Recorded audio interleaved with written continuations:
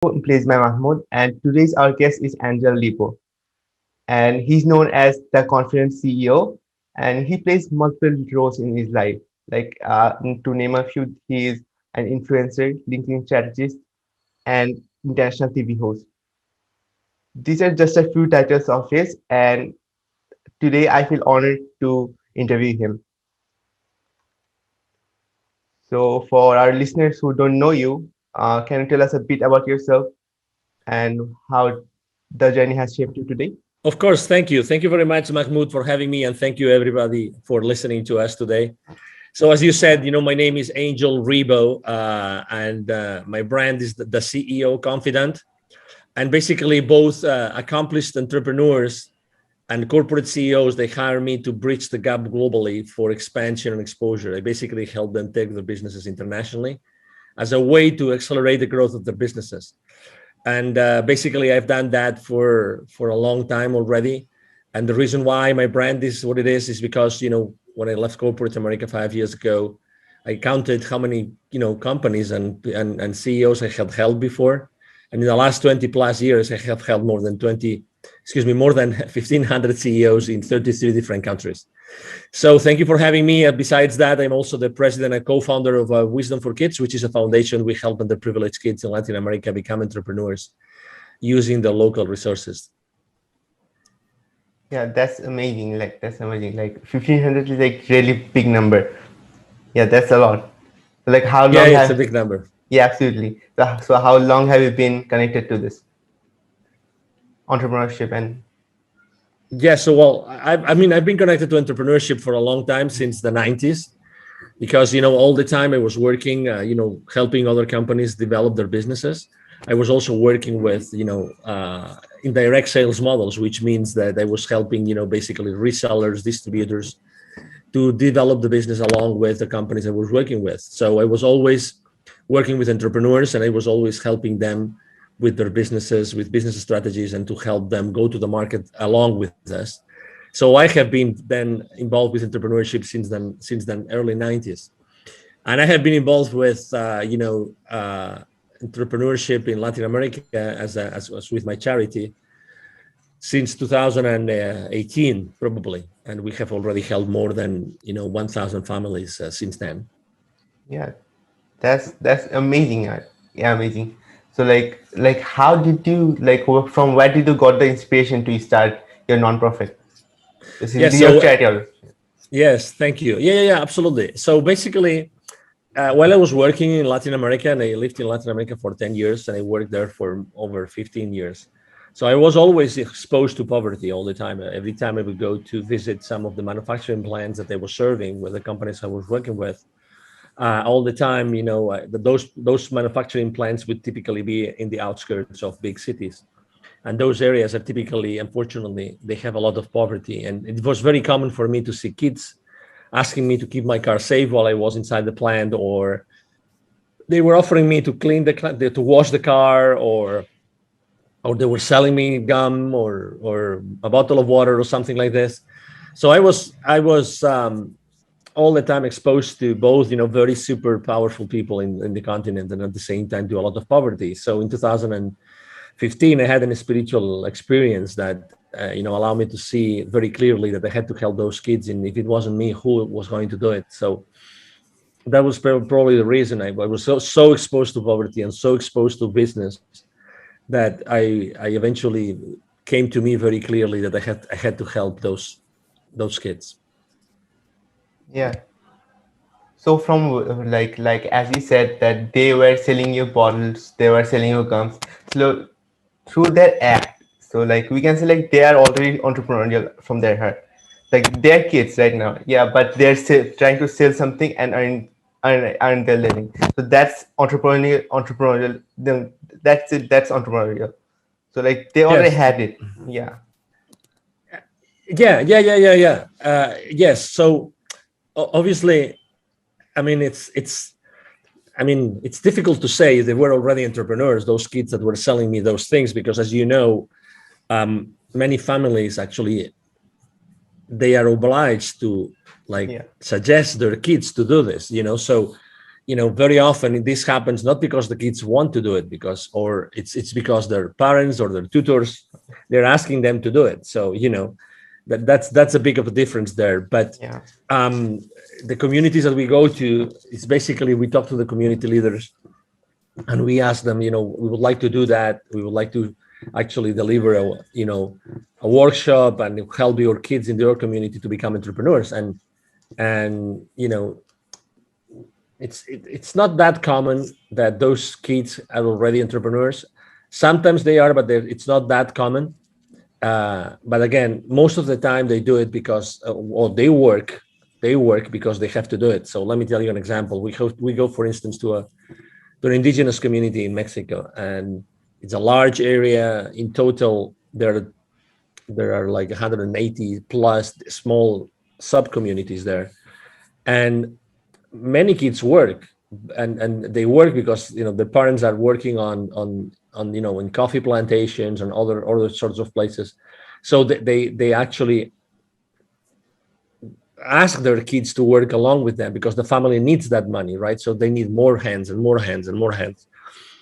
So they don't really have a choice. And what we do from on or at Wisdom for Kids, we actually work very much the mindset of those kids. We help them realize that they can really become whoever they want in their lives, and we work heavily on their self-esteem. And we really try to suggest them, or to instill in them. We use very uncommon ways to approach them. I mean, it's not, our workshops at Wisdom for Kids are not like whiteboarding or blackboarding kind of thing. It's really more like experiential. It's making sure that we connect at an energy level with them, so that from then on they really, really, really like know that they can do whatever they want, that they are unstoppable, that they are infinitely powerful. We work a lot on self-esteem, but we do a lot of playing and jumping and dancing and singing, and also we do a meditation along with the rest of the activities that we do with them. And again, we try to really the lives of these kids since the very beginning, because it took to us a long time to define and to develop this workshop, because we wanted it to make a big difference. We wanted it to make a big difference in their lives. That's really like amazing actually. Like I'm not finding the perfect word here that to describe how I That's feel. good. That's Yeah. good. Yeah, yeah, yeah, yeah. But as you know, I think it's important to expose people to new knowledge and to new experiences. And it took almost 2 years and two PhD students to develop the workshop that we're delivering today.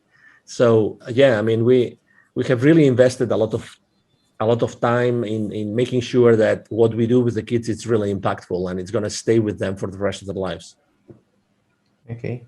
So like, how long did it take to make those workshops?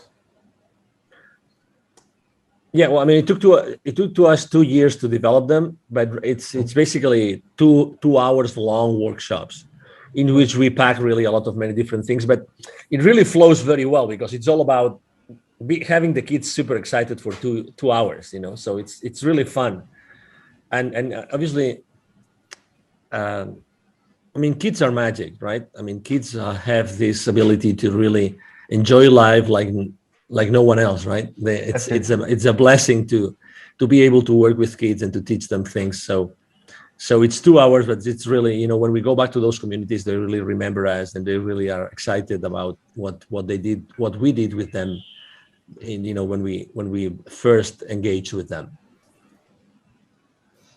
Yeah, that's like so great. Like truly, like kids are amazing because if you try to like they can be molded in any shape. That's a fact. So like if you just give them proper knowledge about something and make them interested in a topic, they're gonna go that way. Like that's the truth. And that's so like building their foundations from like that early age like is what the future needs basically. So like they are the future. Yeah, That's the truth. And if the foundations is not good, like then like how what the will the future be? exactly. Exactly. Exactly. So tell us a bit more about your spiritual awakening. Like what experience did you had? Yeah. So basically, thank you for asking. So basically, it was this. It's actually the second time that I feel this like super rush of energy. It was a Saturday morning. I was in a hotel in Mexico City. It was 8:30 a.m. I just woke up. I was really remorseful. I was really sad. I was really exhausted because I had worked a lot the previous week. I missed my plane to go back home the previous day on Friday. So and as soon as I got into the shower, um, this incredible rush of energy went through me, and I started crying for no reason. And all those images of those kids I had met in Latin America started to come at me all the time. And I was for a few minutes crying under the shower, on my knees, and I really didn't know what that meant. But I'm having chills now as I'm explaining it, because it was really an intense experience, and I remember it was extremely sensitive and emotional for the rest of the day. But that meant something, right? I mean, I think that it's the second time in my life that I really listened to what the universe was telling me. Just to, I really believe that everything happens for a reason. For instance, and I want to really support you, Mahmoud, a lot, because I really admire you and I'm impressed by you, because you are a very young man, but you said I want to have my own podcast and I want to do it no matter what. And he's at the other side of the world because he's in Bangladesh and I am here in Dallas, in Texas. And the chances of Mahmoud and myself, to me, they were really remote. But he was kind enough to invite me to his podcast, and I'm really thrilled. I mean, I'm one of his first guests, and I'm really thrilled to be able to share my experience, my journey, and my knowledge. And I think that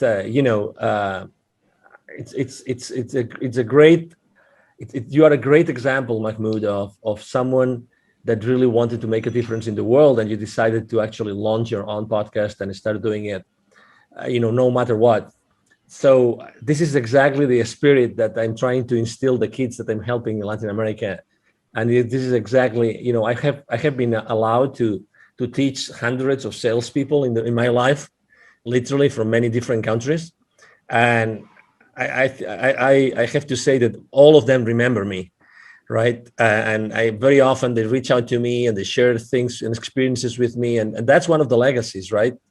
Is that when you are able to help people, they will always remember that. They will always be there, and they will always remember that. And life's too short to waste it with the wrong people. And let's make the most of the time that we are together, and let's make the most to help your audience, because at the end of the day, I'm sure that you, Mahmoud, you're doing this to help your audience. You want to inspire people with content, with good content, with valuable content, and with also nice stories that are going to inspire other people to do things and to take action. And I tell you, everybody who's listening to us today, it only takes your will. It only takes your will to take action. My favorite business mantra, is taking perfect action now.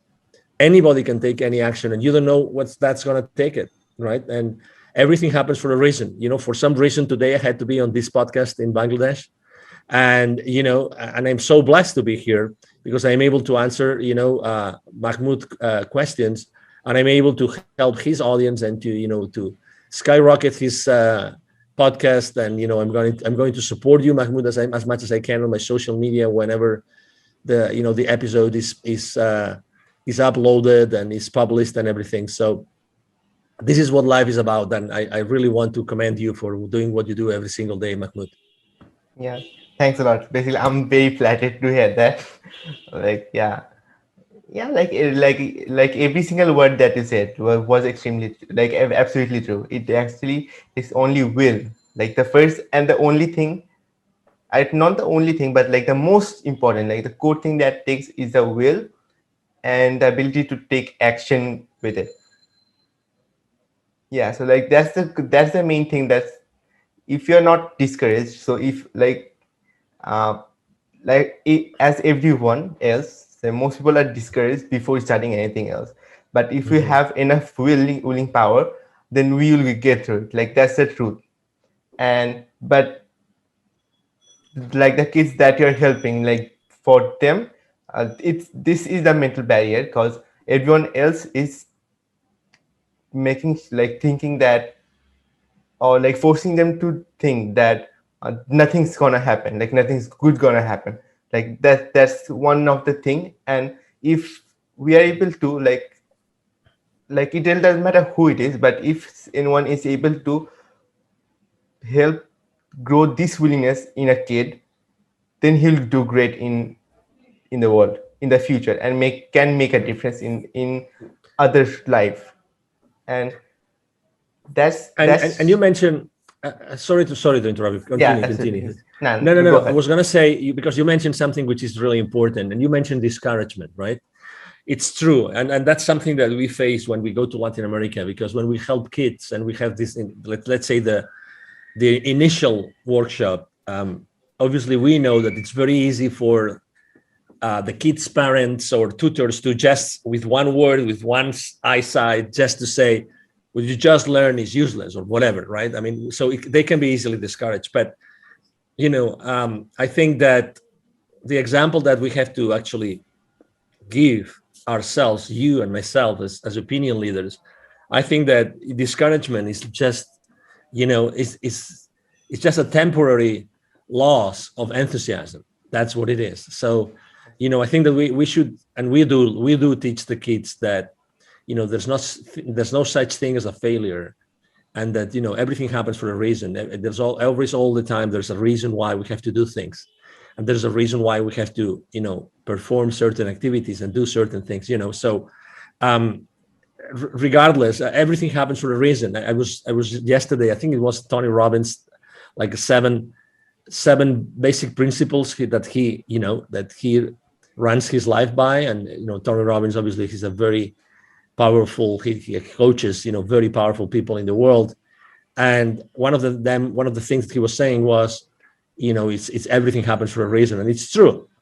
You never know where something is going to take you. You never know. So just take the failures as a lesson. And no matter what, and no matter who discourages you, keep in mind that life is long, and you will have time to learn and to apply those lessons. And keep going, keep going, keep going. You are infinitely powerful no matter what. Yeah, absolutely true. Like you just reminded me of one quote. Like this quote was like is from Elon Musk, and like I heard it from like I guess I'm not sure. Like maybe it was a show on Mind Valley by her like, by his mother, Elon Musk's mother, or maybe a webinar. So she said that when the first rocket failed, like like up before launch, Elon Musk didn't said that we failed, or he was not sad. He was excited because now we know these are the issues. Now we know more about this problem. Now we can try to find out solutions of it. So I think, and everyone should think in this way, that any failure that occurs, we know that now we know which problems we have to solve, and now we know which actions we have to take to get better at it, to take a better approach, and to take another way or build a new way to go where we want to go, or maybe we can go further than we how we plan. And I that, agree. yeah, absolutely. And this is a like very powerful statement, because like I guess 90, I'm a very big fan of 80/20 rule. So I'd say 80% of people are discouraged or like see failures as like that's it, that's end all, like that's end all, and they are not learning from it. So, and from also a book, I'm not sure like the name of what's the name of it, it was. So it said that until the time you learn from your mistakes and get better at it, you're gonna keep failing on that thing. Yeah. So, so you have to see every failure as a way to learn new things and grow our skills, so that we can like just crush that thing. Yeah, I agree. I agree, Mahmoud. Totally. And again, that's why it's important to keep the enthusiasm, from one failure to the next failure, right? And again, I think there's a saying also about that. So, yeah, that's why, I am a pretty upbeat guy, and very enthusiastic and very passionate about what I do, and being on interviews and everything. And that's why I think that's also a mission. The ones of us that we are good in communicating, or even if we're not so good and we still want to learn and can learn about communication, I think that we have to do it because we have a mission. We have to help others that are not on the same spot, to keep on moving forward, we are right now living, after 12 months, it's now March 2021. We've been for 12 months now living under restrictions all over the place. And I'm sure that Bangladesh is not an exception. So, we have learned that it's possible in only a few days for something to be really literally be running all over the world, right? So, and restrictions all over the world. So I think that we have to help each other, and we have to make sure that we use everybody's energy for the good of everybody. Really, I really believe so. Yeah, absolutely, absolutely. I completely agree with that. So I actually missed a word that you said, or like I catched a word. Um, oh, sorry. Um, yeah. So the question that I got in mind when you were saying that, so like, what was the biggest struggle that you face, like communication struggle that you faced during the quarantine? Like this question just came into my mind when you were talking. Yeah. Well, first, here in Texas, I think we only had 1 or 2 weeks of lockdown. So, I mean, we really were not quarantined, and people were going out on the streets still. So we've had a very, let's say, as many other countries in the world. I mean, I can talk about Sweden, about Finland, about Norway, about Serbia, Montenegro, Albania, Tanzania. I can literally talk about countries all over the world that have had a different approach, as opposed to being extremely restrictive. They have actually kept, the, let's say, the freedom intact, so that the human body would actually adapt and everything. I mean, if you see every country has led, and every state here in the US has led, let's say, the situation in a different way. And so I wouldn't say I had communication problems. I would say, obviously, that I'm used to have face-to-face meetings, so I had to stop having face-to-face meetings for a while, but I resumed them. And again, I like last year, I met personally face-to-face tens of executives of companies here in Dallas. So, you know, again, I think that being respectful with everybody, you can still keep on, communicating with them, and just be cautious and aware of maybe some restrictions that had to be in place. That's it. But yeah, it's a good question. I think that maybe communication wasn't the problem. Maybe connecting, right? I think that it's strange to see now someone that did not disconnect with someone. I like to say that I'm really, one of my missions in life is to connect the unconnected. And so I think that last year a lot of people got unconnected or disconnected. There were a lot of bridges between people that were burned. And again, I consider myself also as a public figure being in that spot in which I have to really diligently work to bridge that gap between the people that were, polarized or disconnected, or, fell into different sides and they could not, reconcile. I think that it's important for us to be building those bridges, because, we've always lived in peace and loving and liking, so why allowing those, probably one of the most difficult months in our lives, why allowing them to be, forever, permanently, like, wiping out our connections. And so that's why I think that connection is something that really was damaged last year, and not necessarily with me, again, because I know that I have to be extremely compassionate about everybody, and thoughtful and aware. But I know that there's a lot of people that have, lost friends and relatives, like, like friendships, I mean relationships that were broken, and I think that rebuilding those bridges, it will eventually happen again. It will take some time, but I think that uh, we are here to do that, and you do that with your podcast every single day, Mahmoud. Thanks again for like just mentioning that. Um, yeah, that's really awesome. Cause like I loved your mission, which you said like connecting unconnected people.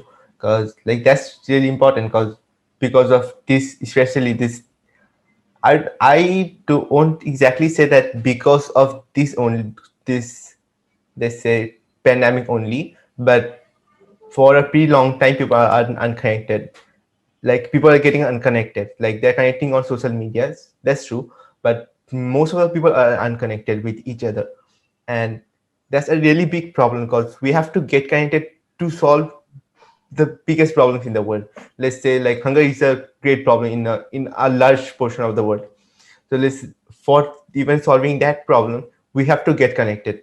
And if you're connected, and like connected minds create solutions, that's the thing. Like, because, well, let's say like the most genius person in the world, let's say Einstein for example, though he's not there anymore, but even if he was alone, he might have, like, he could have did the best thing, like invented the best thing. But if, like, when other people were also around him, like that's what actually boosted his invention a lot. I believe that, because it doesn't matter how intelligent you are. It's about like getting together with other great people, and then you can create the best of the best thing. True. Yeah, yeah. I mean, and you're touching upon something which is really important, which is collaboration, right? I mean, Yeah. the lack of connection, could unfortunately be at the end could be like a lack of communication, right? But it doesn't have to be. I think that reconnecting means that collaborating as well, and I think that the future of the world is collaboration. Absolutely. We've lived under competing spaces forever, and I'm not saying competition is not bad, is bad, excuse me, but I'm trying to say that I think that the future is collaboration, because there's a lot of, if I don't know, that due to what has happened in the world for the last 12 months, there's going to be a lot of many different initiatives related to collaboration, helping each other, and flowing and flowing and flowing, and making this world a better place, with many different ways, or in many different ways. And yes, and being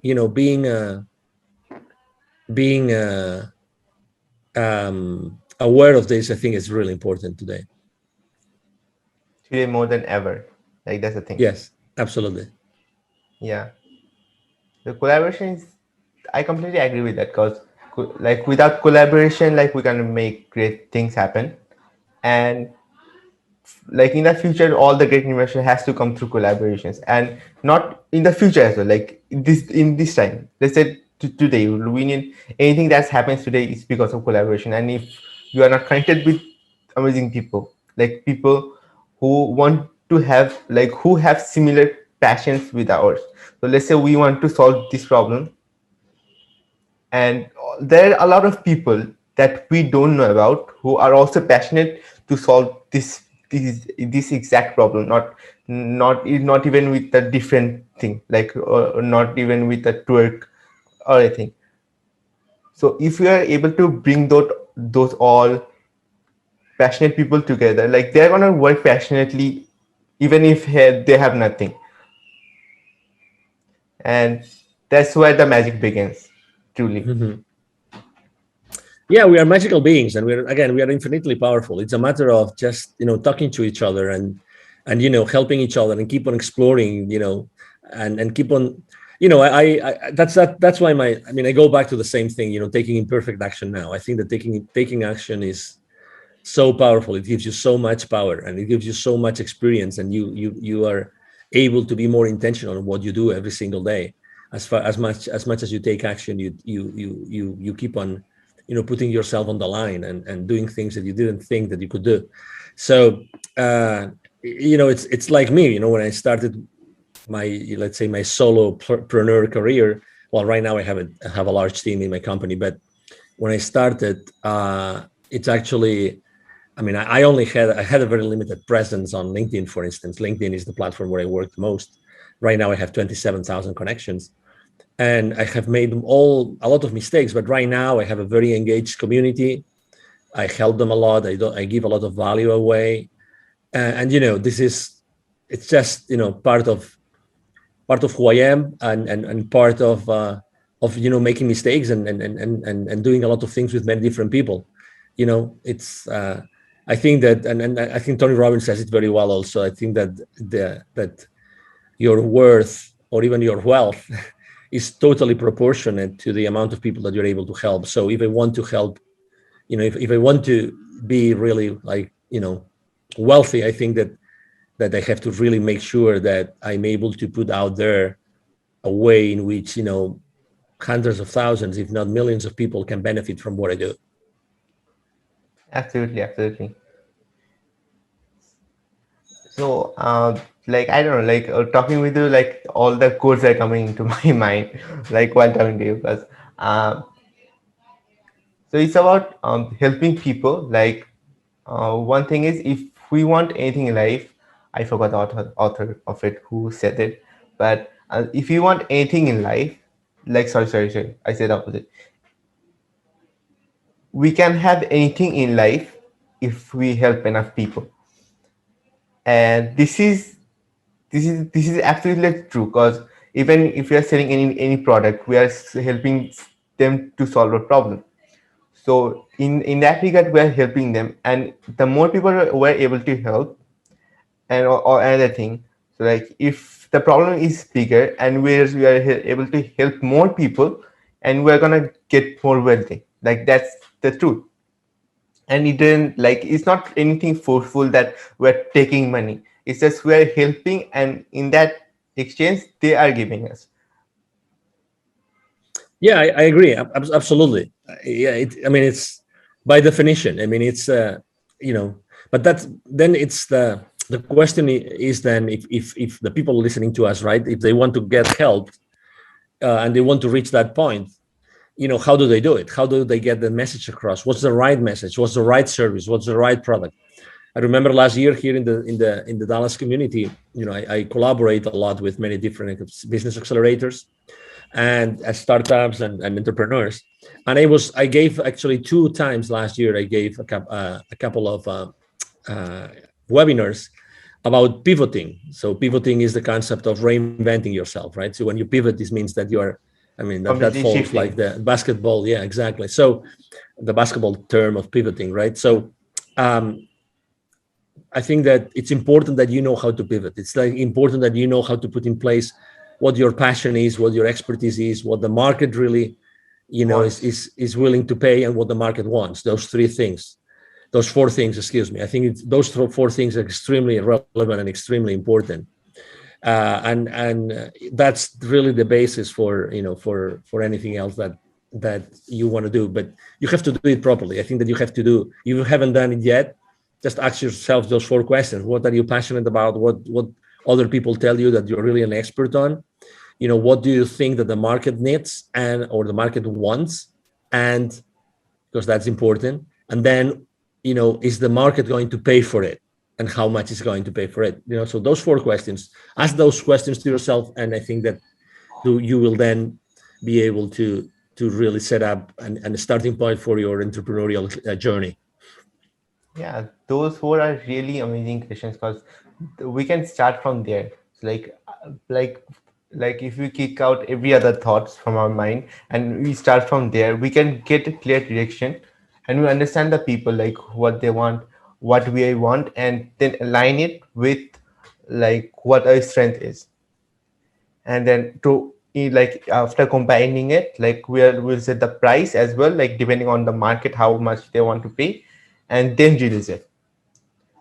And another thing that also came to mind was we have also have to check if the market is also ready for it, because there are a few invention, I guess, of which was invented Hmm.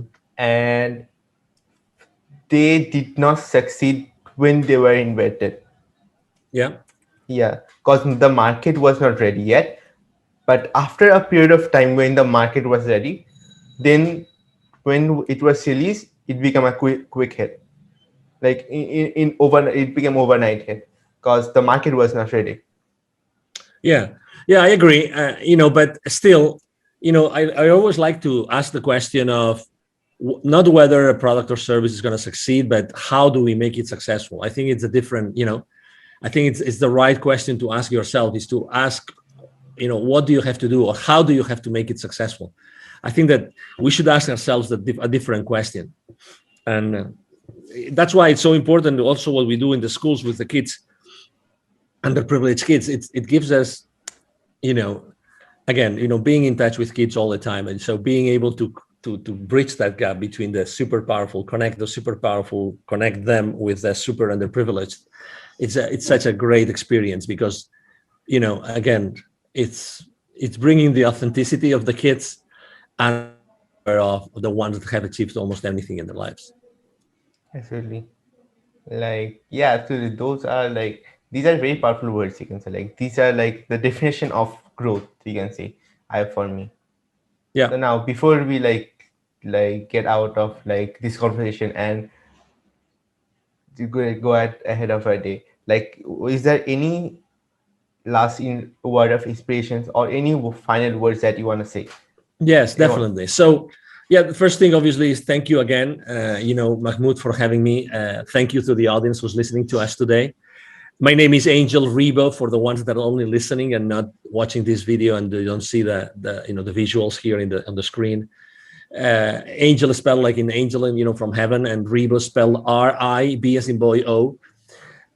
If you want to find me, my brand is the CEO Confidant, as Mahmoud said earlier, and you can find me very easily on LinkedIn, the professional network. But you can find me easily anywhere, really, because I post everywhere. Really, I post everywhere every single day. Okay, I post everywhere every single day. So you will find me on Twitter, on Instagram, on Facebook. Besides LinkedIn itself. And if you want to reach out to me directly and you want to send me an email, it's very easy. It's Angel, Angel, at angelrebo.com. So Angel, Angel, at Angel Rebo, which would be ANGELRIB as in boy O.com. And either myself or my team are going to be answering your email. So thank you very much. And the last thing I would like to leave everybody is that we are genuinely infinitely powerful and we can really achieve anything in our lives. So I would suggest you that if you want to start helping others, again, even if you're not even an entrepreneur, it doesn't matter, just to start helping others. And as soon as you start helping others and being exposed and being exposing yourself and your knowledge and your experience and your passion and your enthusiasm with others, lots of things are gonna happen and lots of things are gonna surface. I encourage you to do that, and you will see how your life changes in a very short period of time. Yeah. So even while living, you just said your like you share your biggest wisdom, and so I'm sure people who are listening to this got value out of it. And yeah, and thank you very much for coming to the podcast. I highly appreciate your presence. And yeah, that's how we end it. And I will soon upload it. So and